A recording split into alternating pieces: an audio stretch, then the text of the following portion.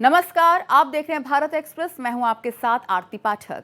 पहलगाम आतंकी हमले का पीएम नरेंद्र मोदी ने पाकिस्तान को अभी माकूल जवाब देना शुरू भी नहीं किया है। भारत का पाकिस्तान से पहलगाम में गिरे खून के एक एक बूंद और हर एक आंसू का हिसाब लेना बाकी है।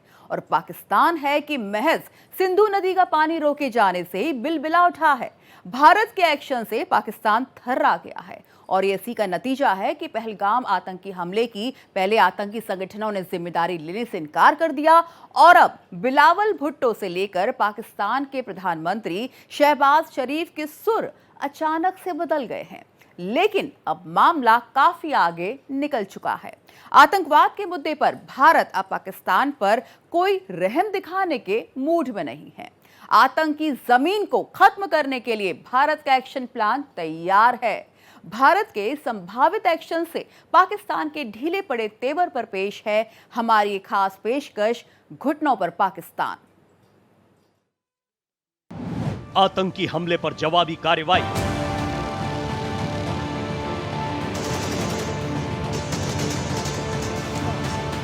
पाकिस्तान पर गहराया संकट।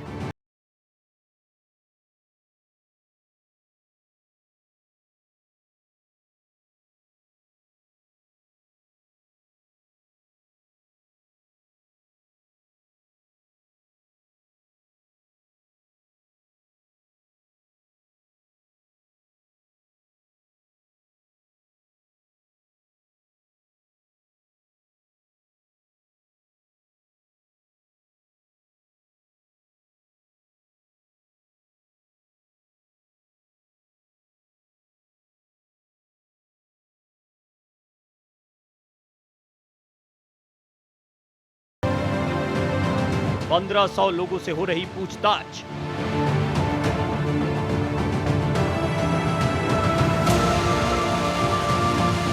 पंद्रह ओवरग्राउंड वर्कर्स की पहचान।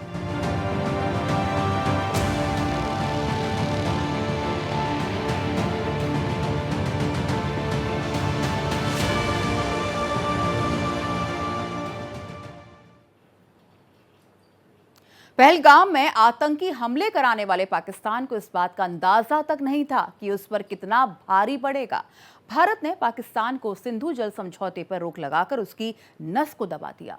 भारत के इस फैसले से पाकिस्तान बुरी तरह से बर्बाद हो जाएगा और यही वजह है कि इस मामले में आक्रामक रवैया अपनाने वाले पाकिस्तान के तेवर ढीले पड़ गए हैं। दरअसल पाकिस्तान को इस बात का अंदाजा लग गया कि भारत उसे सबक सिखाकर ही दम लेगा। भारत का पाकिस्तान के खिलाफ ताबड़तोड़ एक्शन लगातार जारी है और यही वजह है कि पाकिस्तान अब घुटनों के बल आ चुका है।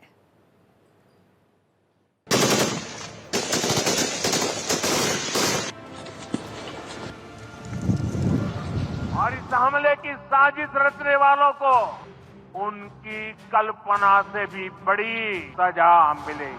अब आतंकियों की बची खुची जमीन को भी मिट्टी में मिलाने का समय आ गया है। पाकिस्तान हुआ बेदम।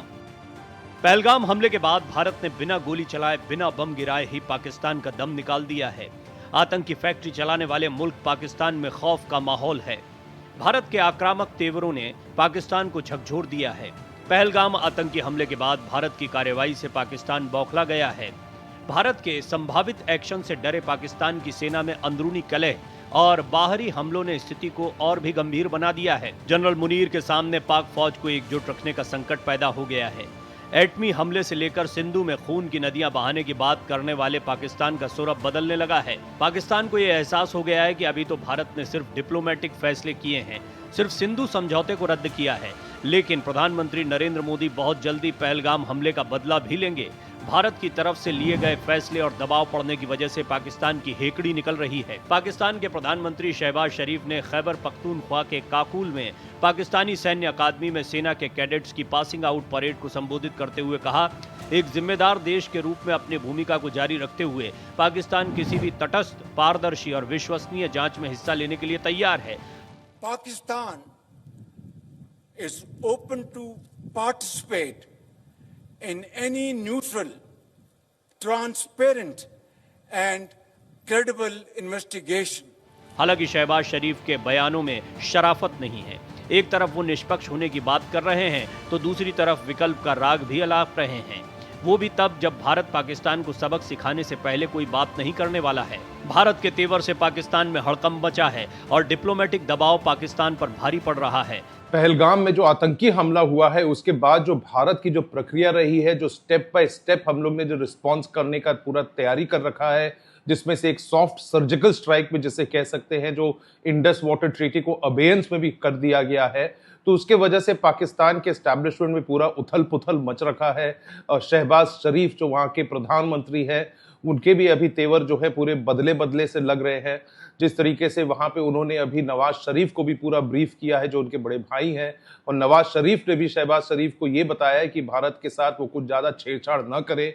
साथ ही साथ वो किसी न किसी तरीके से बातचीत करने की कोशिश भी कर रहे हैं और कह भी रहे हैं कि इस पे किसी न किसी तरीके से आतंकी हमले के पीछे एक इन्वेस्टिगेशन भी की जाए। वो भारत को ज्यादा छेड़ने की कोशिश नहीं कर रहे हैं, लेकिन साथ ही साथ वो एक आक्रामक रुख भी सब लेने की कोशिश कर रहे हैं, क्योंकि पाकिस्तान के अंदर जो पॉलिटिकल सिचुएशन है वो बहुत ही उथल पुथल वाला सिचुएशन वैसे ही पहले से हो रखा है। जिस तरीके से उन लोग ने इमरान खान को भी जेल में भेज रखा है, उन लोग ने अपने पूरे कोर्ट्स और जजेस का भी पूरा उन लोग ने उथल पुथल वहां पे पूरा सिस्टम कर रखा है। तो पाकिस्तान के अंदर जो है पॉलिटिकल सिस्टम जो है पूरा जो बताया भी गया था, जिस तरीके से इमरान खान की जो पार्टी है तहरीके इंसाफ पाकिस्तान, उन लोगों ने जो भी जिस तरीके से इल्जाम लगाए हैं कि पूरे पॉलिटिशियंस जो वहां पे इलेक्शन से वो पूरा रिग्ड था, तो इसके वजह से एक अनस्टेबिलिटी तो उन लोग के पॉलिटिकल सिनेरियो में बना ही हुआ है। सिंधु समझौते पर डींग हाँकने वाले पाकिस्तान पीपुल्स पार्टी के नेता बिलावल भुट्टो जरदारी इसका समाधान बातचीत के जरिए निकालना चाहते हैं, लेकिन भारत अब पाकिस्तान से किसी भी मुद्दे पर बातचीत के मूड में नहीं है। बिलावल भुट्टो के भी अलग अलग तरीके के वहां पे पहले बयान आ रहे थे, एग्रेसिव सा बयान आ रहा था कि अगर पानी नहीं बहेगा तो खून बहाएंगे।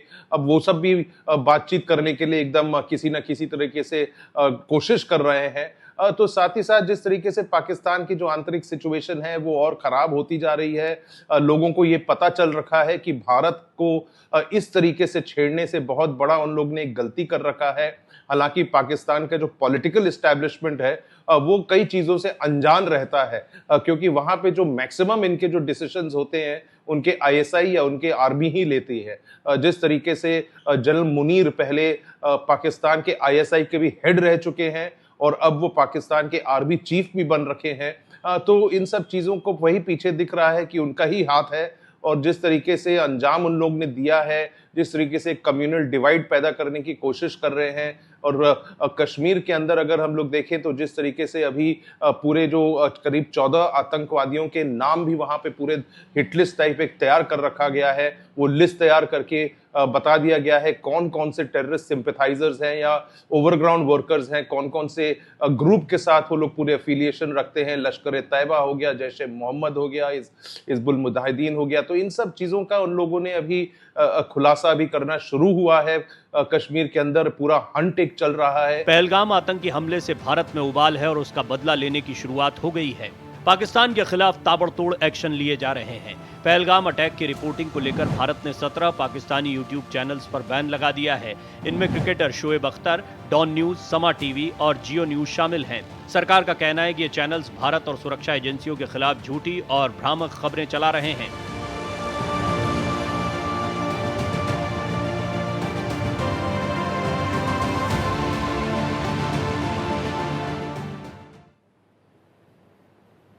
पहलगाम हमले के बाद सुरक्षा बलों ने आतंकियों पर अपना शिकंजा कस दिया है।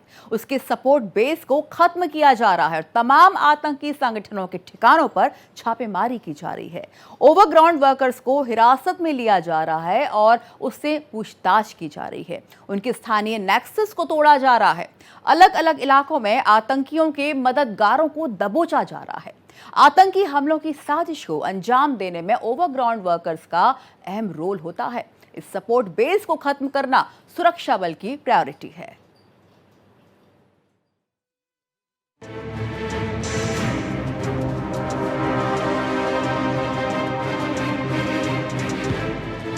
आतंक पर आखिरी प्रहार। 22 अप्रैल को पहलगाम में पर्यटकों पर हुए आतंकी हमले में शामिल संदिग्ध स्थानीय आतंकियों के खिलाफ बड़ा अभियान चलाया जा रहा है। सुरक्षा बलों ने आतंकियों पर शिकंजा कस दिया है। सुरक्षा एजेंसियां लश्कर, हिजबुल, जैश के आतंकियों के ठिकानों पर छापेमारी कर रही है। जहां भी आतंकी मूवमेंट का जरा भी शक है वहां सख्त एक्शन लिए जा रहे हैं। इसके साथ ही घाटी में अब तक का सबसे बड़ा सर्च ऑपरेशन भी चलाया जा रहा है। देखो, जब अपन कोई बड़ी कार्रवाई करनी है तो 100% पाकिस्तान तो रिटेलिएट करेगा। पाकिस्तान रिटेलिएट कहाँ करता है? जम्मू कश्मीर में करता है, पंजाब में करता है, या राजस्थान में करता है, या गुजरात में? आप नहीं जानते किस तरीके से रिटेलिएट करेगा, वो भी नहीं जानते। लेकिन बड़ा लाजमी है कि बॉर्डर के जो विलेजेस हैं उनको नुकसान से बचाने के लिए, उनके जान और माल से बचाने के लिए बंकर्स को सफा किया जाए। हज़ारों करोड़ रुपए खर्च करके बड़े बंकर बनाए हैं जिनमें 50-50, 60-60, 100-100 लोग रह सकते हैं। क्योंकि पाकिस्तान जब भी शेलिंग करता है तो लोगों के घर बर्बाद हो जाते हैं, बड़े उनके मवेशी मरते हैं और लोग मरते हैं। दूसरा, फसल जो है वो उनकी एनुअल इनकम उसके ऊपर डिपेंडेंट है। हमने साफ तौर पे कहा है कि जो फेंसिंग है, फेंसिंग से जो जीरो लाइन है वो तकरीबन 1 किलोमीटर आगे है। सो फेंसिंग और जीरो लाइन के बीच में बड़े पैमाने पर क्रॉप को ग्रो किया जाता है। तो उन्हें कहा फार्मर्स को 48 घंटे के अंदर इसको क्रॉप को काट लो और ले आओ, क्योंकि जो हम ये दरवाजे गेट्स हैं वहाँ बंद कर देंगे, क्योंकि वो गेट्स का इस्तेमाल पाकिस्तान भी कर सकता है और हम नहीं चाहते कि पाकिस्तान उनका इस्तेमाल करे। हम शायद वही गेट्स को खुला रखेंगे जो हमारे काउंटर ऑफेंसिव के लिए या हमारी इनिशियल ऑफेंसिव के लिए कामयाब। आतंकियों की मदद करने वाले 15 लोकल कश्मीरी ओवरग्राउंड वर्कर्स और आतंकी सहयोगियों की पहचान की गई है। इलेक्ट्रॉनिक सर्विलांस से पता चला है कि ये लोग हमले में शामिल आतंकियों के लिए जरूरी चीजें जुटाते थे। 5 संदिग्धों की भूमिका को लेकर पर्याप्त सबूत मिले हैं। NIA, Jammu Kashmir police, intelligence bureau और रॉ की संयुक्त टीम ओवरग्राउंड वर्कर्स से पूछताछ कर रही है। 1500 से ज्यादा ओवरग्राउंड वर्कर्स को हिरासत में लेकर पूछताछ की गई। एक अधिकारी ने बताया कि करीब 20 से 25 ओवरग्राउंड वर्कर्स को पूछताछ के लिए हिरासत में भी लिया गया है। ये सभी प्रतिबंधित संगठनों लश्कर-ए-तैयबा और जैश-ए-मोहम्मद से जुड़े हुए हैं और इन पर गैर कानूनी गतिविधियां रोकथाम अधिनियम UAPA के तहत केस दर्ज किया गया है। ये वो अंडरग्राउंड वर्कर्स हैं जो पाकिस्तानी आतंकियों के संपर्क में रहते हैं, उन्हें शरण देते हैं और उनके गाइड के तौर पर काम करते हैं। इसके साथ ही दक्षिण कश्मीर में सक्रिय अन्य ओवरग्राउंड वर्कर्स से भी पूछताछ की जा रही है, ताकि इलाके में देखे गए पाकिस्तानी आतंकियों की पहचान और उनके संभावित ठिकानों के बारे में पता चल सके। सुरक्षाकर्मी बैसरन के आसपास के जंगलों में भागे हुए आतंकियों की तलाश कर रहे हैं। भारत की जो सुरक्षा एजेंसीज है कोऑर्डिनेटेड तरीके से पूरा अभी हंट जारी है इन आतंकवादियों का। साथ ही साथ भारत का जिस तरीके से अभी रुख हो रखा है, भारत की जो तैयारियां हो रही हैं युद्ध स्तर पर, या तो अगर हम अपनी आर्मी देखें, एयरफोर्स देखें या नेवी देखें, इनके पूरे ड्रिल्स और एक्सरसाइजेस पूरे चालू हैं। जिस तरीके से नेवी भी अरेबियन सी में पूरे मिसाइल टेस्टिंग का भी काम चल रहा है, मिसाइल्स फायरिंग भी वहाँ पे हम लोग अपने टेस्ट कंडक्ट कर रहे हैं। एयरफोर्स का अगर देखें तो हम लोग के पूरे राफेल्स और सुखोई मार्क 30 हम लोग के ये सब पूरे वहाँ पे अभी हवाई हम लोग के पूरे ड्रिल्स भी उसमें पूरे प्रैक्टिस किए जा रहे हैं। और भारत की सेना तो ऑलरेडी बॉर्डर्स पर पूरी तैनात है। तो इन सब चीज़ों को देखते हुए पाकिस्तान का हालत और ख़राब होता जा रहा है। अंतरिक्ष सिचुएशन उनकी ऑलरेडी पहले से ख़राब हो रखी थी। जिस तरीके से जाफर एक्सप्रेस जो उनका पूरा जो आतंकी हमला पाकिस्तान के अंदर हुआ था बलूचिस्तान लिबरेशन आर्मी के तरफ से, तो इन सब चीज़ों को देखते हुए पाकिस्तान ऑलरेडी वहाँ पे अंदर एक जूझ रहा है। और अब ऊपर से भारत के साथ इन लोग ने ये जो एक षड्यंत्र रच, टेररिस्ट अटैक किया है, जिससे वो लोग पाकिस्तान के नागरिकों का पूरा भटकाने की कोशिश कर रहे हैं जाफर एक्सप्रेस के फियास्को से। तो इन सब चीज़ों को देखते हुए पाकिस्तान जो है अभी एकदम उनको एक अंदर से एक के जो रक्षा मंत्री ने भी वो कह रखा है कि भारत अटैक जरूर करेगा। आसपास के कस्बों और जिलों में हमलावरों का कोई सुराग नहीं मिलने के बाद ये शक है कि वो अभी भी घने जंगलों में छिपे हो सकते हैं। ये जंगल उस घास के मैदान में मिलते हैं। जम्मू कश्मीर को आतंकियों से मुक्त कराने की कोशिशें जारी हैं। आतंकियों के निशान को मिटाया जा रहा है। कई आतंकियों के घरों को ध्वस्त करके ये साफ कर दिया गया है कि जम्मू कश्मीर में आतंकियों के निशान तक को नहीं छोड़ा जाएगा।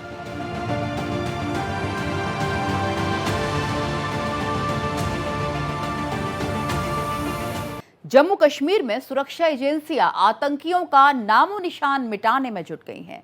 जम्मू कश्मीर में मौजूद खतरनाक आतंकियों की लिस्ट तैयार हो गई है। इसमें उन आतंकियों के नाम हैं जो जम्मू कश्मीर में आतंकी घटनाओं को अंजाम देने में अहम रोल निभाते हैं, यानी वो आतंकी हमलों के मास्टरमाइंड हैं।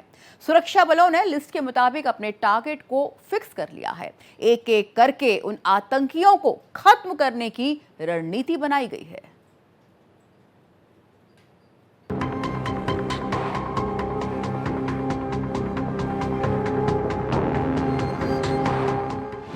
आतंकियों की खुली कुंडली।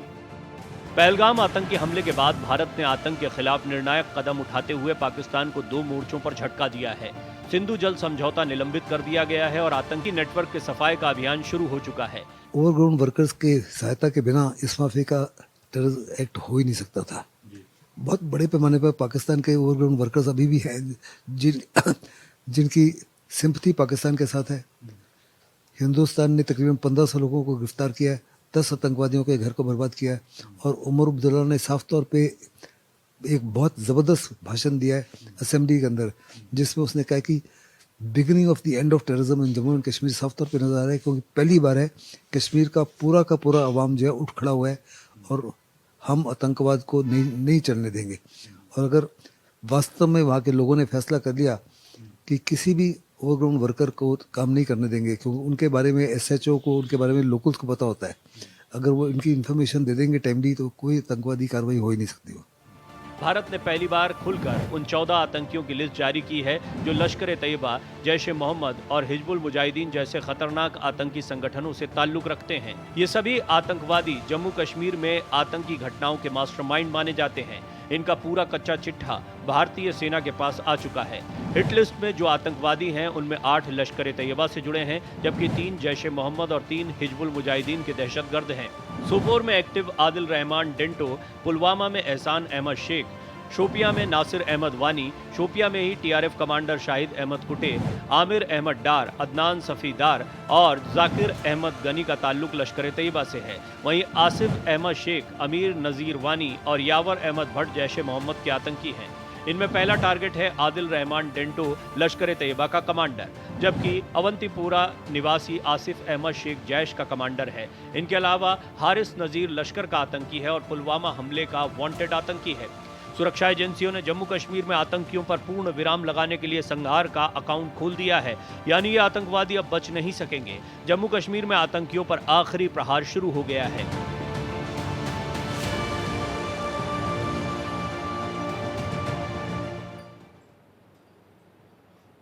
भारत के एक्शन को झेल पाना पाकिस्तान के बूते की बात नहीं है। पहलगाम आतंकी हमले से एक बार फिर यह साफ हो चुका है कि पाकिस्तान आतंकी मुल्क है। दुनिया भर के देशों का समर्थन भारत के साथ है और अब इस मामले में पाकिस्तान की दलील काम नहीं आने वाली है। पीएम मोदी की आतंकी जमीन को खत्म करने के ऐलान से पाकिस्तान में खलबली मच गई है। नफरती बयान देने वाले पाक सेना प्रमुख जनरल असीम मुनीर के खिलाफ न सिर्फ पाकिस्तानी अवाम में गुस्सा है, बल्कि पूर्व सैनिक भी उनके खिलाफ मैदान में उतर गए हैं।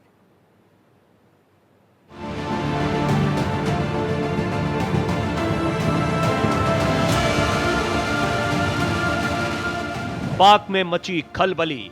कश्मीर के पहलगाम में हुए आतंकी हमले के बाद एक बार फिर पाकिस्तान का आतंकी चेहरा दुनिया के सामने बेनकाब हो चुका है। प्रधानमंत्री नरेंद्र मोदी की सरकार ने जैसे ही पेंच कसना शुरू किया, पाकिस्तान की हलक सूखनी शुरू हो गई। प्रधानमंत्री नरेंद्र मोदी ने आतंकियों को ऐसी सजा देने की बात की है जो आतंकियों की कल्पना से परे होगा। पहलगाम आतंकी हमले के बाद भारत के संभावित एक्शन से डरे पाकिस्तान की सेना में अंदरूनी कलह और बाहरी हमलों ने स्थिति को और भी गंभीर बना दिया है। जनरल मुनीर के सामने पाक फौज को एकजुट रखने का संकट पैदा हो गया है। पाकिस्तान की सेना के जूनियर अफसरों और रिटायर्ड जनरलों ने जनरल असीम मुनीर पर इस्तीफा देने का दबाव बढ़ा दिया है। रिपोर्ट के मुताबिक अफसरों का आरोप है कि जनरल मुनीर ने सेना को राजनीतिक फायदे के लिए इस्तेमाल किया है। पाक फौज के अफसरों की चिट्ठी में कहा गया है कि जनरल मुनीर के नेतृत्व में पाकिस्तान 1971 जैसे हालात में पहुंच गया है।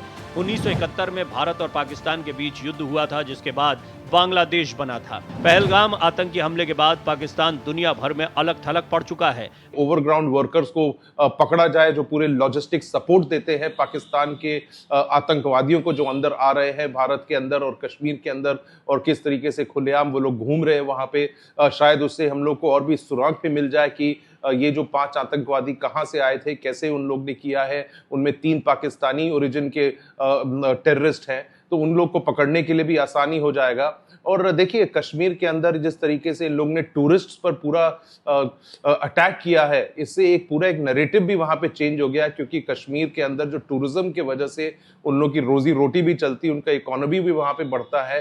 तो कश्मीर के अंदर भी जिस तरीके से जो उनके लोकल पॉपुलेशन है वो भी अभी एकदम परेशान हो रखे हैं, क्योंकि उनका जो सोर्स ऑफ लाइवलीहुड है, जिससे उनको पैसा मिलता है, जिससे उनके घर के चूल्हे जलते हैं, यानी कि टूरिज्म, वो पूरा इफेक्ट होने वाला है। तो वो सब भी इसमें हाथ बटाएंगे इन लोगों को पकड़वाने के लिए। पाकिस्तान दुनिया भर के देशों के सामने मदद मांगने के लिए दौड़ना शुरू कर चुका है। हालांकि फौरी तौर पर उसे चीन से उम्मीद के मुताबिक थोड़ी राहत जरूर मिली है, लेकिन वो भी ज्यादा दिनों तक टिकने की उम्मीद नहीं है। दरअसल चीन पर अमेरिका के टैरिफ ट्रंप का जबरदस्त दबाव है और इससे बाहर निकलने के लिए वो भारत से लगातार रिश्तों को सुधारने की गुहार कर रहा है। पहलगाम आतंकी हमले के बाद से पाकिस्तान पर भारत के चौतरफे दबाव के साथ साथ दुनिया के तमाम देशों का डिप्लोमेटिक दबाव भी है। जनरल मुनीर ने भारत को जो जख्म दिया है उसका हिसाब करना अभी बाकी है। प्रधानमंत्री नरेंद्र मोदी की सरकार उरी और पुलवामा आतंकी हमले का सर्जिकल और बालाकोट स्ट्राइक के जरिए जवाब दे चुकी है। इस बार ये जवाब ज्यादा झन्नाटेदार होगा। इस बार पाक को ऐसा जवाब मिलेगा कि उसकी रूह तक कांप उठेगी।